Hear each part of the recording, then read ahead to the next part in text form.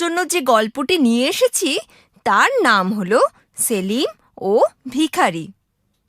অনেক কাল পূর্বে কোনো এক গ্রামে সেলিম নামে এক জেলে বাস করত। মাছ ধরার জন্য প্রতিদিন সকালে সে নদীর ধারে যেত এবং বিকেলবেলায় সেই মাছ বেচে সে তার সংসার চালাতো। একদিন মাছ বিক্রি করে বাড়ি ফেরার পথে এক ভিখারির সাথে তার দেখা হলো। সেই ভিখারি তাকে বলল, বাবু, দয়া করে কিছু পয়সা দিন, আমি অনেক দিন হলো কিছু খাইনি। সেলিম ছিল খুব উদার মনের মানুষ, কারো দুঃখ সে দেখতে পারত না। নিজের পকেট থেকে কিছু পয়সা বার করে সে ভিখারিকে দিল। এই নাও ভাইজান, এই পয়সাটা দিয়ে কিছু খেয়ে নিও। আপনাকে অনেক ধন্যবাদ।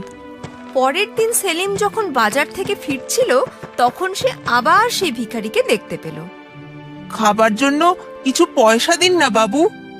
সেলিম আবার তাকে কিছু পয়সা দিল। এভাবেই বেশ কিছুদিন চলতে লাগলো। রোজ বিকেলে ভিখারির সাথে সেলিমের দেখা হতো আর সেলিমও তাকে কিছু পয়সা করে দিত। এরকমই একদিন সেলিম যখন মাছ বেচে বাজার থেকে ফিরছিল, পথে যথারীতি সেই ভিখারির সাথে তার মোলাকাত হলো। বাবু, খাবার জন্য কিছু দিন। অন্য সববারের মতোই সেলিম তাকে কিছু পয়সা দিল এবং সেখান থেকে চলে গেল। কিছু দূর গিয়ে তার মনে হলো, আমি রোজ ভিখারিটাকে খাওয়ার জন্য পয়সা দিচ্ছি, কিন্তু তাতেও তো এর অবস্থার কোনো সুরাহা হচ্ছে না। একে আমার আরো বেশি কিছু দেওয়া উচিত। এমনটা ভেবে সে ভিখারির কাছে ফিরে এলো এবং বলল, শোনো ভাইজান, তুমি কাল একবারটি নদীর ধারে এসো। আমি তোমাকে একটা বড় পুরস্কার দিতে চাই। নিশ্চয়ই বাবু, আমি কাল নদীর ধারে ঠিক পৌঁছে যাব।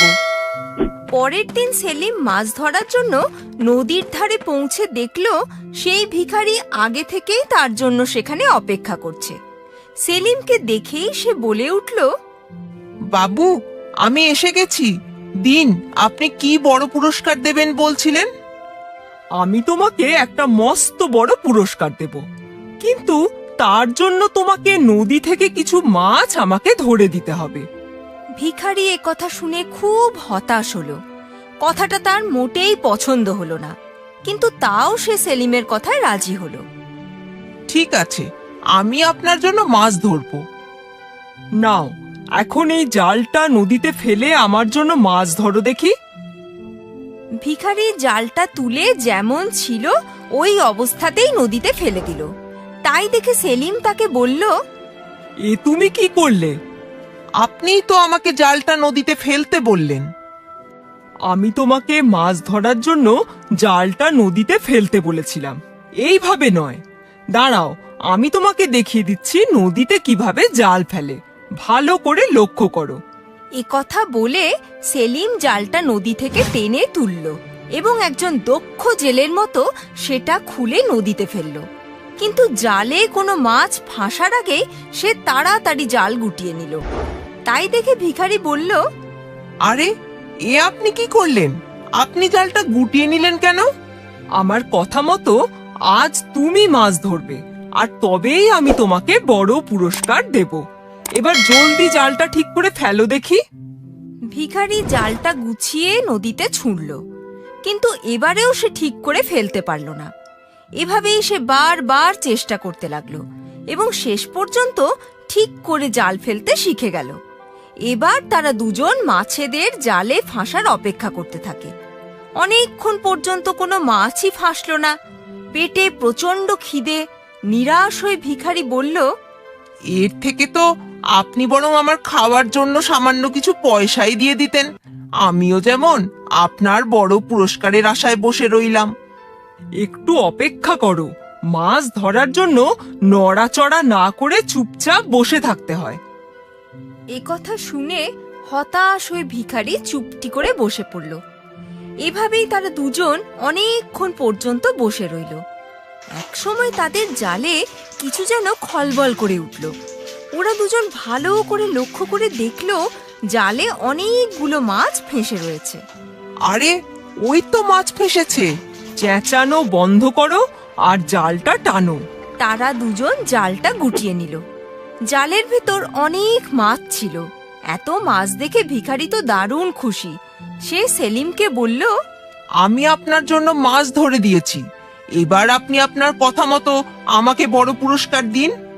এ কথা শুনে সেলিম খুব মিষ্ট স্বরে বলল, তুমি তো তোমার পুরস্কার পেয়েই গেছো। কখন? আপনি তো আমাকে কোনো পুরস্কার দেননি। ভাইজান, আমি তোমাকে মাছ ধরা শিখিয়ে দিয়েছি। এখন থেকে তোমাকে আর কারোর কাছ থেকে পুরস্কার বা অন্য কিছু চাইতে হবে না। এখন তুমি রোজ মাছ ধরে তা বাজারে বেচে সম্মানের সাথে জীবনযাপন করতে পারবে। ভিখারি সেলিমের কথা বুঝতে পারল। সে সেলিমকে বলল, আপনার কথা একদম ঠিক, আমি আমার পুরস্কার পেয়ে গেছি। এখন আমি নিজে মাছ ধরে মাথা উঁচু করে বাড়ি ফিরতে পারবো।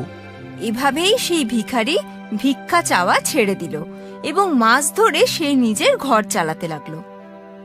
তাহলে বাচ্চারা, এই গল্প থেকে আমরা এটাই শিখলাম যে কাউকে প্রতিদিন খাবার জন্য কিছু দেওয়ার চাইতে ঢের ভালো তাকে একটা কিছু করতে শিখিয়ে।